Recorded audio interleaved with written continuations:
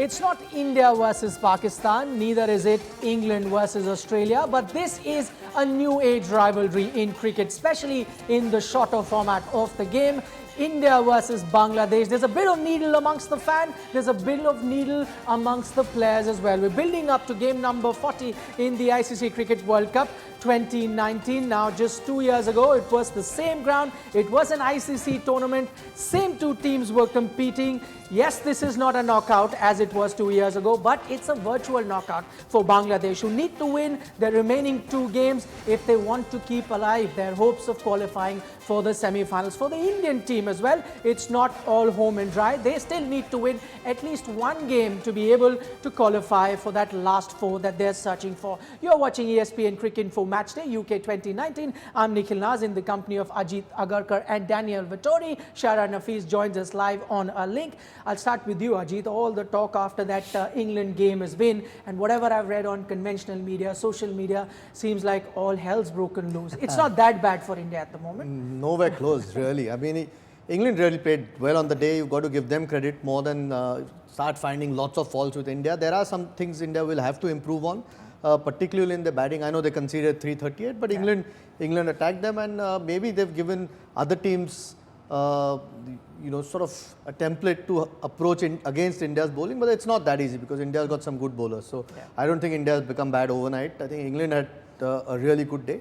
I think India will bounce back today. Okay, let's quickly take a look at that points table. I briefly mentioned right at the start of the program, what is it that Bangladesh needs to do? Well, they need to win their remaining 2 matches. Only then can they qualify for the semi-final. India actually needs just 1 point, but they'd have to win a game for that. They've got 2 games remaining now at this Cricket World Cup, and the first of which is versus Bangladesh. Now, this is a rivalry. These 2 teams have played some very, very close encounters in the recent past, whether it was the Asia Cup or even the ICC tournaments that we saw. Again, quarterfinals last time around as well. I'm just talking about the gap now. Dan, I'll come to you on this.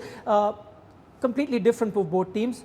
Bangladesh had a very long layoff. Indian team, I think it's the only team now to play 2 games in 3 days. But in the situation that the Indian team find themselves in, with all this criticism, over-analysis, maybe it's good that the gap is short. They don't have to overthink about anything. I think they'll be incredibly happy because the fixture's at the same ground as well. It's on the same pitch, I think. So if anything, they're very fortunate that they've had experiences, and with a loss, you learn a lot. And I think, like Ajit said, you can't expect them to go through the tournament undefeated, although probably a lot of people did. So they're going to learn a lot from that game, and they might make some changes today. Then they'll understand the wicket, understand how they need to be at their best, because they're still an exceptional team, and I still think they're the best team in the World Cup at the moment. And if they get that little balancing act right from things that probably didn't work in the last game against England, then they're only going to improve, and they're only going to be better, and they're going to be more of a challenge in this tournament. I just hope there's not some overreaction to the loss from the game, and not too many changes. It has to be what is required on the particular day, and I hope there's no sort of big. I know there's a lot of talk about who should play and who shouldn't. Hopefully nobody's in that Indian team's listening, and they make the right decision. Changes don't always have to be personnel, do they? They can be a mental shift or a tactical shift. So just because someone had a bad day in the last game doesn't mean they can't improve, be better, and give someone else another chance. All right, Shahriar, for India it works out really well, this short break that they've got. They don't really need to overthink. For Bangladesh, this 8-day gap also would have been perfectly fine, considering they had a few injury niggles. You had Mohammedullah wasn't fit, Tamim Iqbal, Mashrafeh. So this would have given them time to just sort that out?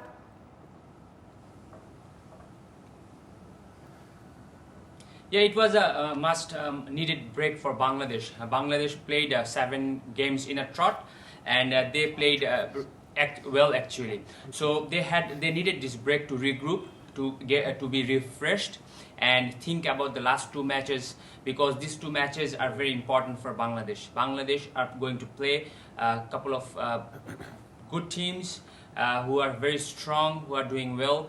In one hand, you have India, who are like almost qualified and probably the best team of this World Cup. In the other hand, you've got Pakistan, who are very much excited and motivated.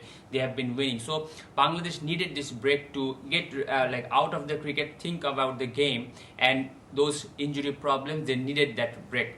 At this moment, Mahmudullah, whether he's going to play or not, that's a concern.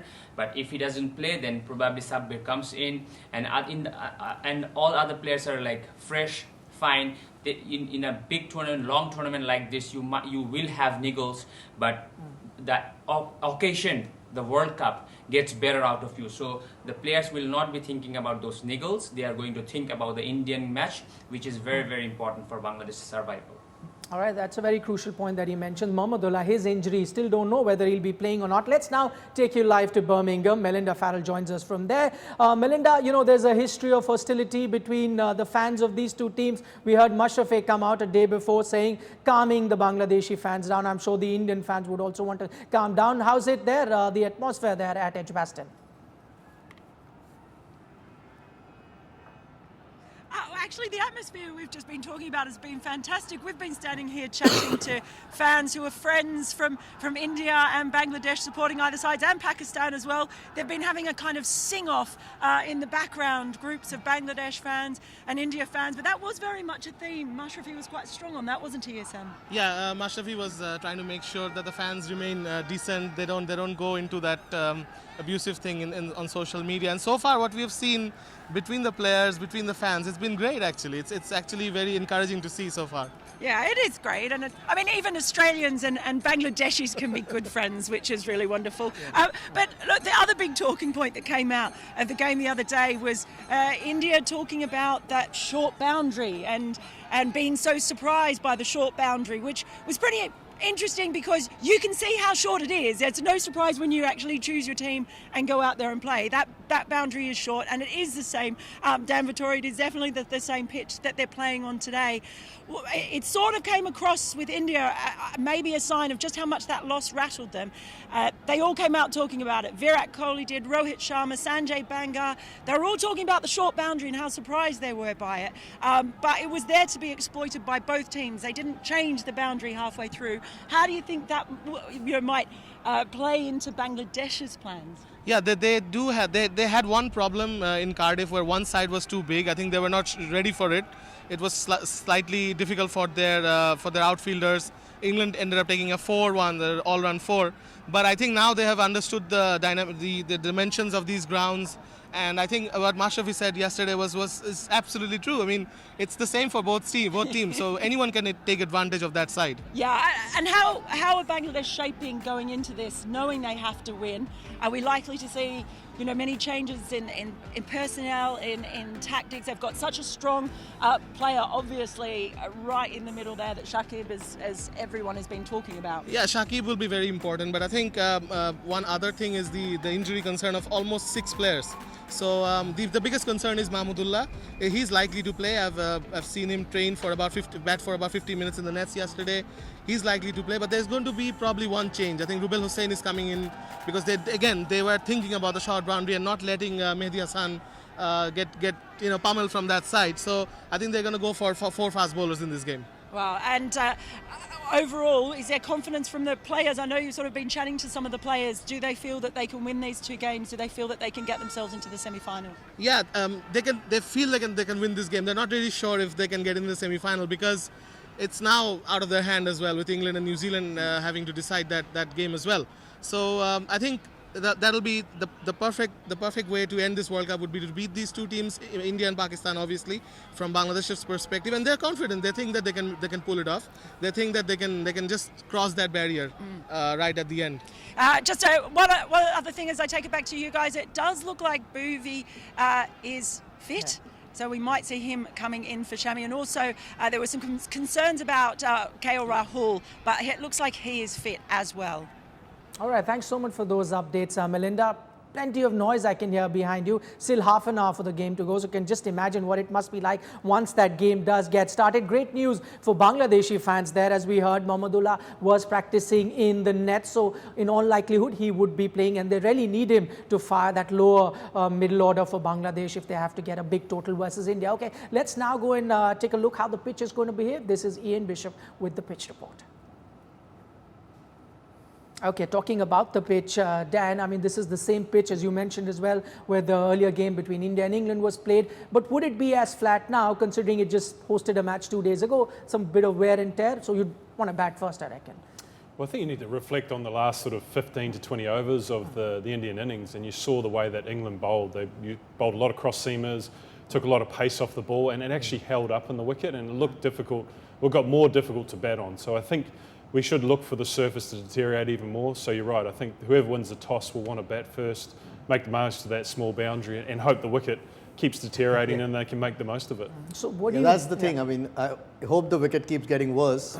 Otherwise, that boundary then makes it a lot difficult to defend runs. So it's a tricky one, but I'd be surprised if anyone wants to bowl first on that one. But the tricky bit would be now, because of that short boundary, you would have been tempted to drop a spinner, but you could see a bit of rough patches developing then. Now you'd also be tempted to. So that's a catch-22 again. Yeah, I mean, I think India will still play two spinners. There's a likelihood if Jadeja plays as an all-rounder, maybe strengthens the batting as well a little bit, or if Bhuvi comes in. Not quite sure how they'll approach it. I hope they don't go four-seam bowlers. You need two spinners as well. I know there are a few left-handers in the Bangladeshi top order, but if there is some grip, someone like a Jadeja or even Kuldeep, I hope they don't. It's a tough call for the captain, but I hope they still keep two spinners. I think that the only concern would be if you get stuck bowling to left-handers for an extended period of time, you can only bowl spin from one end. Yep. It makes it difficult to balance it up. So I hope they play two spinners as well. I mean, you don't give up on Chahal and Kuldeep after one game. They've been fantastic for a long, long period of time, taken a lot of wickets and done the job for India as well. Okay, it'd be interesting to see how the pitch behaves, because remember we also saw another game there, that was New Zealand Pakistan, and in that game the ball was turning square. Yes, it's a different strip, but it could very well play out like that pitch that we saw earlier as well. Okay, that was Saurav Ganguly and Ian Bishop with the pitch report. As you could hear them, there are plenty of rough patches there developing, also talking about that short boundary, and if you're a left-hander, you know, on the leg side, plenty of easy runs to be had there. How is it that the Indian spinners are going to cope with that? We'll talk about that, but for a moment, we'll take a short little break on our show. As I said, building up to game number 40, this is India versus Bangladesh. Plenty to talk about on the other side.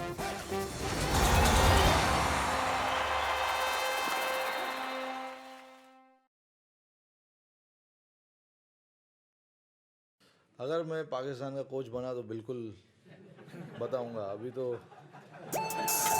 क्या बताऊंगा.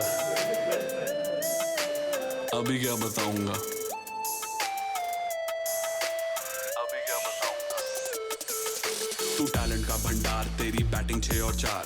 Who needs 2s and 3s when you can hit the ball so far? That uppercut of Hasan was full of passion.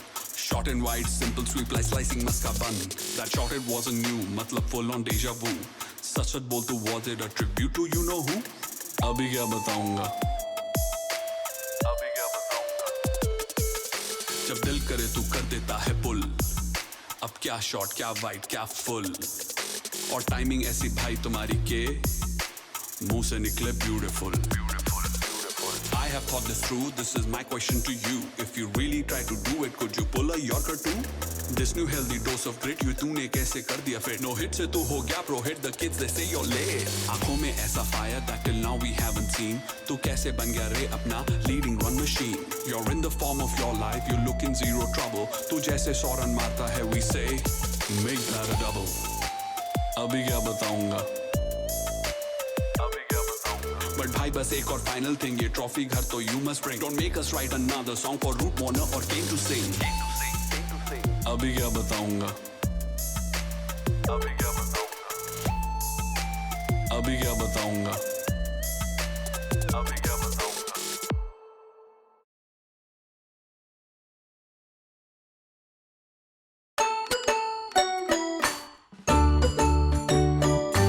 Bangla Bus Bash.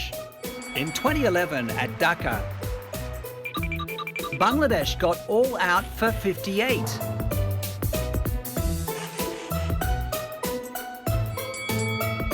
But did you know that their fans did even worse? They vented their anger by throwing stones at the home team bus without realising that it was actually the West Indies team bus.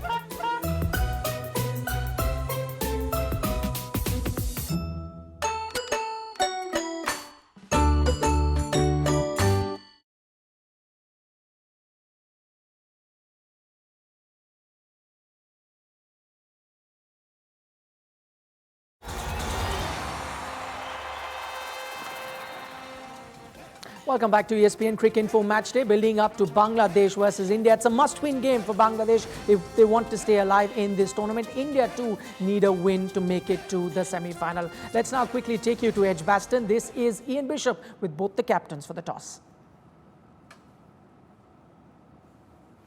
All right, if you're watching us on ESPN Cricinfo Digital, let's now talk about a man who's going to be very, very crucial in this match, as he's been throughout this tournament. That is Shakib Al Hasan for Bangladesh. Player of the match in all of Bangladesh's wins. Back-to-back centuries, 3 half-centuries, and a 5-wicket haul, a first for Bangladesh in World Cups. Shakib Al Hasan is the superhero carrying his nation's hopes. And the more he flies, more hopes turn into beliefs. Look, he's gone from sounding like this. But we didn't play well at all because the way we are performing for the last 12 months, obviously they deserve more, and they were expecting us to do better than we did, but we couldn't do it. So I feel sorry for them. To sounding like this. I thought. End of first innings, in the dressing room, no one felt that this will be tough. Everyone was comfortable and was chilling. So that, I think, gave a lot of confidence in the dressing room and belief that we can chase that run. Now Shakib is on his way to having the finest World Cup anyone has ever had. In runs, he's under 200 away from Tendulkar's lofty tally of 2003. In wickets, well, it's improbable that Super Shakib will come near the pigeon of 07, but let's be fair, as an all-rounder, he's in grasp of being the only World Cupper ever with this feat, and if he gets to 17, he'll join a list which has these all-round heroes. But records aside, it's thanks to this 6-letter word that history will remember Shakib as the man who got Bangladesh's World Cup wins to be called, well, just wins, not upsets. All right, Shakib Al Hasan, what a tournament he's having. He spent some time away from active cricket to concentrate on this particular World Cup. Train him, and it's paying some great dividends there for the Bangladeshi all-rounder who's really doing well. Okay, so that was the toss there with Ian Bishop, and you had Virat Kohli, Mashrafe Murtaza there. The latest news from Edgbaston, India have won the toss and decided to bat. That was a no-brainer considering the conditions that were on offer. And remember, India last time around, same ground, were chasing and couldn't quite get past the line. Okay, we're also getting to know a few changes in the Indian team. There are 2 changes there in the playing 11 that India has gone in with. You've got fast bowler in Bhuvneshwar Kumar coming in place of Kuldeep Yadav. And then a change as far as the middle order is concerned. Kedar Jadhav has now gone out of the playing 11, and in his place Dinesh Karthik would be playing his first match. So this is the Indian team. The opening partnership remains the same. The middle order pretty much the same. So Rishabh Pant, they've stuck with him after that game that he played versus England. And then that's the change, as you can see. Dinesh Karthik coming in. So no Kedar Jadhav. And then in the bowling department, one spinner has gone out in Kuldeep Yadav, and you've got Bhuvneshwar Kumar coming. So India now going with a 4-pronged pace attack. Ajit, you didn't expect too many changes from the Indian team. What do you make of them? We're worried about those changes, to be honest, actually. I think they've more looked at the boundary and not the surface, and made those changes. You heard at the toss saying that, yes, it's a used wicket, but the shorter boundary, that's why we've dropped a spinner.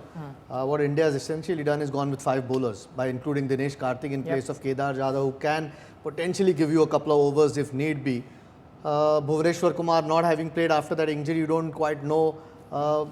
It's a lot of question mark. Hopefully they get enough runs so that that 5-man attack does the job for them. But I would have thought if the pitch is going to get slow, in spite of the small boundary, you would want to get 2 spinners in. Jadeja might not have been the worst to have been included, but I think they're more worried about the boundary in this case than what the surface that they're playing on. I'm not convinced they're the right changes. Dan? Well, Ajit mentioned it off air as well around. I think they're trying to follow the England blueprint where they drop Moeen Ali. They want their seamers. They're obviously worried about the boundary because they've spoken about it enough. So I think, to agree with Ajit, I think the surface is the most important factor here. I think Jadeja could have done a fantastic job as a defensive spinner. He could have bowled from either end, and he really knows his game. So A couple of changes I didn't expect. I think Kuldeep against their left-handers again could have been effective. Bowling to the big boundary, so surprising to see those changes.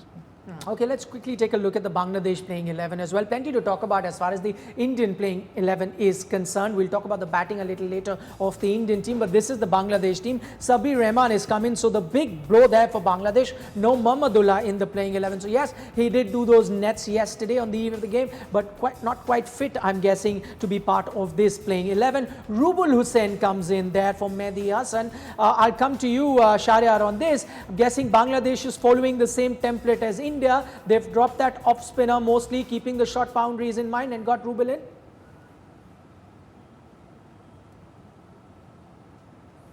I think Bangladeshi team management or the selectors thought of two things. Number one, definitely the short boundary. Everyone is talking about the short boundary.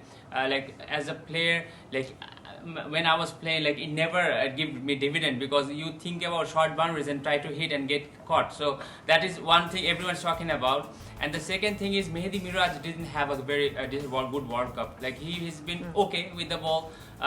Sometimes he's getting the wickets, but he is not among those bowlers who is like doing the job for Bangladesh. So short boundary and the performance of Miraj both came together, and they have gone for Rubel Hussain. I would like to see Rubel Hussain play. I would have liked to see Rubel Hussain played more matches, because he is a proven performer. He's got the pace. He has been the quickest bowler of Bangladesh. So I would like to wish Rubel Hussain a best of luck, because if he fires, then Bangladesh bowling attack will have something to cheer about. Bangladesh's bowling attack didn't have that happy moments in this World Cup so much. So I would like to wish him good luck, and I would like to see Bangladeshi bowling as a unit raise their hand up and have a good match today, because this World Cup has been 90% of Shakib Al Hasan with the bat and with the ball. Yes, some players with the bat has chipped in, but it's all about Shakib Al Hasan so far. So in an important match, I would like to see the bowlers perform well and raise up to the occasion, because this is the game. Like we have been speaking about this for last few matches, that this is the game is going to like dictate where Bangladesh goes. But this is basically the game which is going to decide the fate of Bangladesh in this World Cup. Okay, Shahriar, just let's talk about the big blow there for Bangladesh. Mahmudullah not playing here. I'm just looking at their strike rate in the last 10 overs. Not great. In fact, it's the second worst in the Cricket World Cup. And the only one guy who was really striking it well, increasing that strike rate, was Mahmudullah. Now that he's out of the team, how is it that Bangladesh rectifies it? You've got Sabir Rahman coming in. Can he really fill those shoes?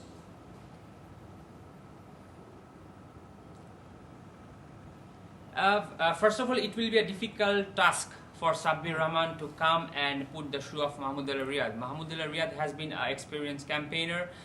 In that number 6, number 7 position, Bangladesh has put a lot of trust on Mahmudullah Riyad.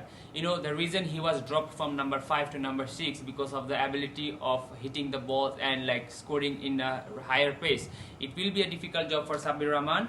It's a big blow, but like yesterday I was talking to someone in England, and they said like Mahmudullah Riyad wanted to play very badly, but the injury has taken better and he is not playing. So in this World Cup, the lower order batting has been a concern for Bangladesh. Mahmudullah Riyad had a couple of good games. I hope that 1, 2, 3, 4, 5, these 5 batsmen bats 45 overs, because you don't have much firepower in the lower batting order of Bangladesh.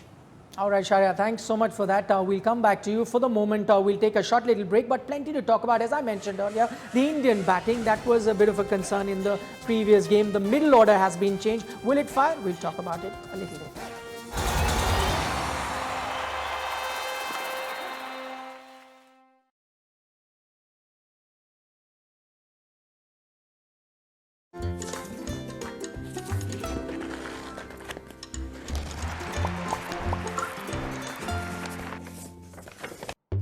K is for Kapil Dev. Silverware in hand, jacket on his shoulders, and a disarming smile that captivated a generation of Indians that evening at Lord's in 1983. But before he won India their first World Cup, he played arguably the greatest one-day innings of all time, rescuing them from Zimbabwe and making their first ever ODI century. Just a few days prior, Dev had become the first Indian captain to take a 5-for in an ODI. India's greatest all-rounder till date, Kapil Dev, paved the way forward for India to become the cricketing giant it is today.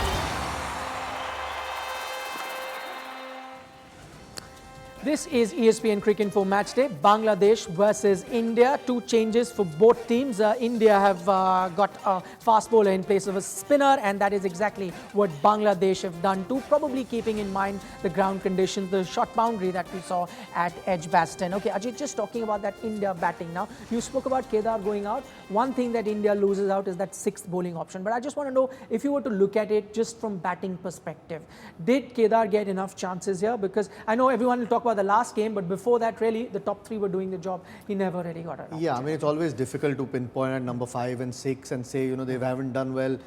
One game like the last one maybe accuses them a bit more, but it's not the case. I don't think there was enough opportunity for him, but he clearly didn't look in good form, and that's what you sometimes want to see as a team management or as a unit, that whether he's looking good enough to go and get runs. Maybe they didn't have that faith in him at this point, and I don't think it's a bad decision to leave Kedar out. Whether Dinesh Karthik is the right replacement, I'm not quite sure. It just reduces your bowling. Like I said before, Bhuvi coming back from an injury, that's a lot of responsibility. Hardik Pandya then becomes one of your main 5 bowlers. And we've seen he can be a bit up and down as far as bowling is concerned. But his batting so good that you could actually afford to play someone like a Jadeja at number 7 and still lengthen that batting. So a little bit surprised that they've just gone with 5 specialist bowler. It seems a little bit reactive to me from the previous defeat, which India don't need to. The bowling has been so good through this tournament.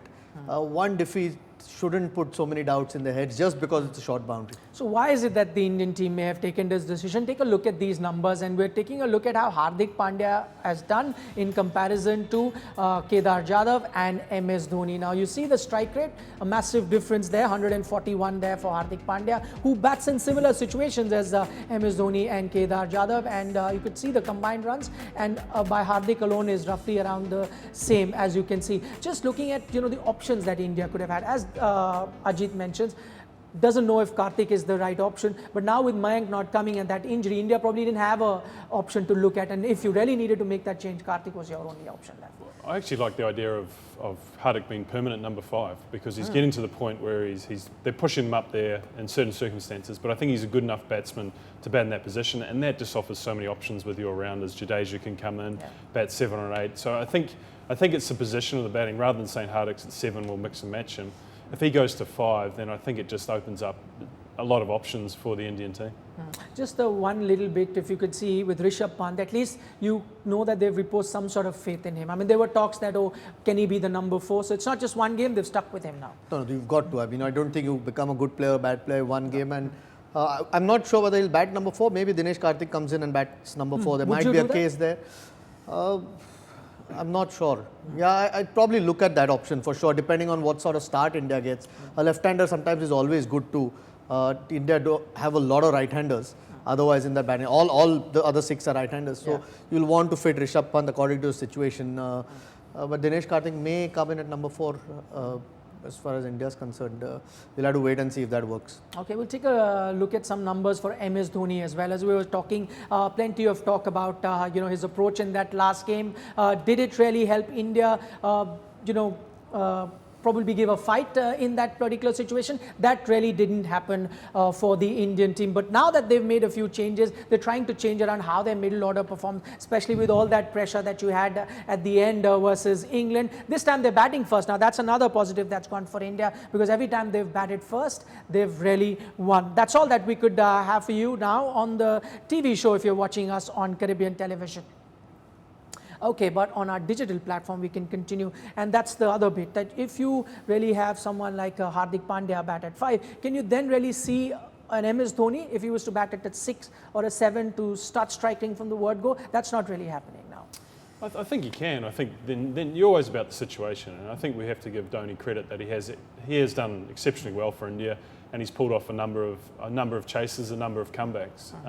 In the last game, a lot of talk around whether they could have gone harder, and I think that's fair enough. But if Hardik's at 5 or somewhere around there, you know he's going to be aggressive. You know Rishabh Pant's going to be aggressive, so you'll never have those conversations. So I think as Dhoni comes near the end of his career, he can probably play a more complementary role to the likes of Hardik and Rishabh Pant. Okay, if you're wondering why we're talking about the Indian middle order, because that's the biggest talking point at the moment, especially on social media. And talking about social media, let's go across to Anubhav, and he can tell us if MS Dhoni was the word that was trending or not. Thank you so much, Nikhil. The World Cup served quite a few Asian delights, so let's just hope India versus Bangladesh is as delicious a delight as there is out there. We'll kick things off with David Warner, who's announcing a new addition to Team Warner. Now, Rishabh Pant, you better be prepared, because you might just be called for babysitting duties anytime soon. Up next, we have Nicholas Puran, the centurion from yesterday, who played a brilliant innings, of course, but if you rewind to 2015, he had met with a very fatal car accident which nearly ended his cricketing career. So that's quite the sensational way to make a comeback. Up next, we've got the man who claimed his scalp, Angelo Matthews, who claimed his scalp with his first ball in ODI cricket since 2017. So when his team was in desperate need of someone to put his hand up, Angelo Matthews did that and made his experience count. Up next, we've got a picture which I'm pretty sure will never get old. Rihanna, who was out there at the game yesterday repping Barbados and the West Indies. Fun fact for you, she was classmates with not just Carlos Brathwaite, but Chris Jordan as well. Next, we have the Bangladesh captain, Mashrafe Mortaza, who was asked at a press conference if he would ever consider being a Bangladesh Prime Minister in the future. Believe it or not, he's a current Member of Parliament in Bangladesh. And then his reply was, do you want to kill me or what? Goes to show what a pressure job it would be being Prime Minister. Next, we have the quest for the elusive 42nd century, which eluded Sachin Tendulkar for 37 ODI innings. It's been 8 innings since Virat Kohli scored his last century. So let's just hope that Virat's wait isn't remotely as long as the wait that Sachin took to get from 41 to 42. We've got Sanjay Manjrekar next with a very interesting observation, saying that MS Dhoni scored 41 runs of 87 balls against spinners in this World Cup, but in the warm-up game, in the warm-up games, he had scored 69 of 56 balls versus spin, and he thinks it's a function of mentality, saying that Dhoni has a more risk-averse approach in big games.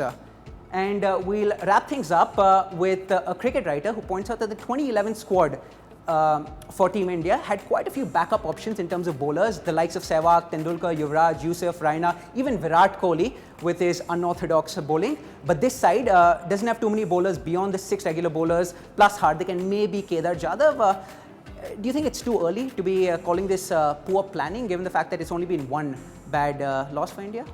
Not at all. I think the bowling's been exceptional through this World Cup. So those are different guys. I think India has got 5 frontline bowlers, and there's still another 6-1 if you do play someone like a Kedar or somebody who can chip in. So no, this is an exceptional attack, and one game shouldn't take that away. It's a valid tweet there, but I can't believe he's calling Kohli as a bowling option. I mean, Kohli, you spent time with him there. Yeah, I kept him and I used him in the penultimate over in an IPL game, and LB Morkel got hold of him. So I don't think he's forgiven me since. But I think with that, all those batsmen are selected as a batsman first, and their bowling has been the complementary piece. I think if you try to find that or manufacture it, it's difficult. So I agree with Ajit. You know, that's an exceptional bowling attack that India have at the moment, and they're doing the job more often than not. All right, thanks so much for that, Anubhav. Plenty happening there in social media. Quick word on that Virat Kohli 100 as well. Plenty of words being spoken about that. You'd rather have him score 5 consecutive 50s than get 100 and then not score in any of the rest. I'm sure he'd want to get 500s once he gets a start, and he usually does it. Yeah. Unnecessary chat, I think. The consistency is what India would be happy with. He's put India in winning positions or won them games every time he's batted in this World Cup. So I don't think he's worried. I think the rest of the world is, because they're so used to him every time he gets a start to go on and get hundreds. that people tend to make a big deal out of it. I don't think he's too concerned about it. Okay, Virat Kohli is that part of that top 3 for India, and you take a look at that Indian top order from 1 to 7, and you could see it's especially Rohit and Kohli, the duo that's getting all the runs there. They're averaging 74, have got almost the same amount of runs than the others in the top 7. So it's essentially 5 versus these two who've got you the maximum amount of runs that have kept also India going so well in this particular tournament. It's the other batsmen that really haven't chipped in the tournament so far. Okay, Dad, just looking at those numbers, but those are the numbers that you expect. For KL Rahul now, this would be an opportunity to really strike some form. The good thing for him is the last time he got 100 was in the warm-up game versus the same opposition.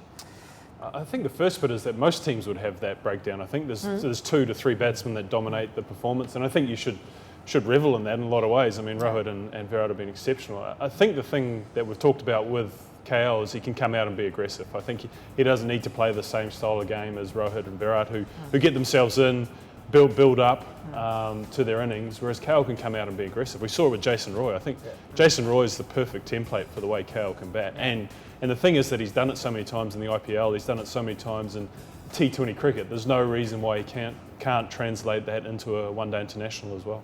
Taking a look at that, now India is right on top. As Dan mentioned, you'd expect the top 3 from most teams to do it, but not more than what India has been doing, and the top 3 for India.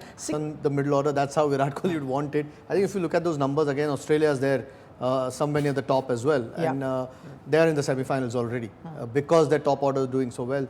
And you'll always have games where the middle order will have to chip in, and that's where, I mean, Australia's second to India from there. It tells you how successful Warner and Finch have been, and it's a good thing to have. I mean, you want your top 2 or 3 or 4 guys to get the bulk of the work done and make life easier for the guys to follow, or let them play a lot more freely in the middle, which India need to start doing a little bit better when the opportunity comes. Because if the middle order is getting the runs, we'll just complain about the top order. So someone's got to get the runs. It doesn't matter where they come from. Yes, and right now, and those 2 players are exceptional, and there's a reason why they've scored so many.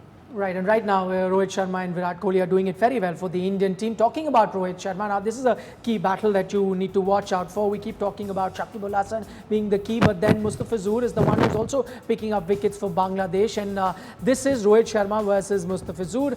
In 2015, he dismissed him 3 times, but ever since that, from 2016 onwards, he's got a wood over Mustafizur. So that's one thing that you really look forward to. Also, we've seen it with Rohit. Left-handers tend to trouble him a bit. Yeah, if you can get the ball to swing in. I don't think there's been a lot of swing on offer early on every now and then. I think Mustafizur is bowling a lot better than maybe that 2016 figures show. Sure, he's definitely in better form. He's found a little bit more zip back.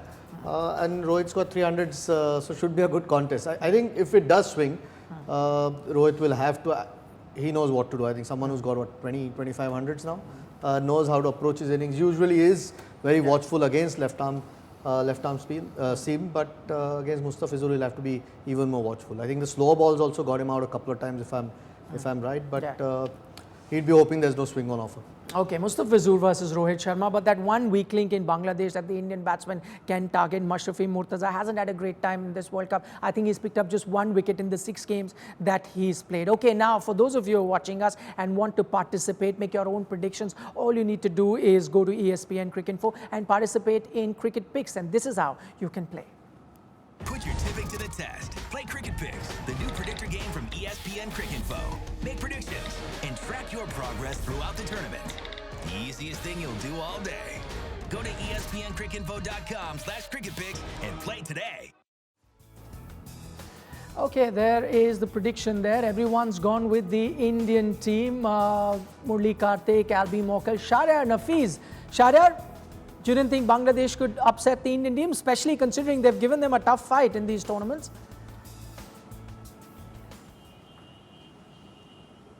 No, like if you look at the tournament, India has been one of the better sides, and the way they're playing, the way their bowlers are bowling at this moment, it will be a difficult task for any team to beat them.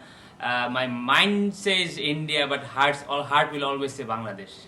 Okay, mine says India. Now it's going to be a little more tougher than for Bangladesh, because remember, India are batting first. This track is only going to get tougher for batting when Bangladesh come out to chase whatever total India put in front of them. Now we are following every ball here, and you know what? We are also going to play the World Cup as the match happens on Hotstar Watch and Play, where you don't just watch the match, you play it, live alongside your favorite cricketer. All right, I'm afraid that's all the time that we have on the show with you. This was ESPN Cricinfo Matchday UK 2019. The game that we are building up to is a must-win encounter then for Bangladesh. India too looking for a win to qualify for the semi-final. Thanks so much for joining us. We'll see you after 50 overs.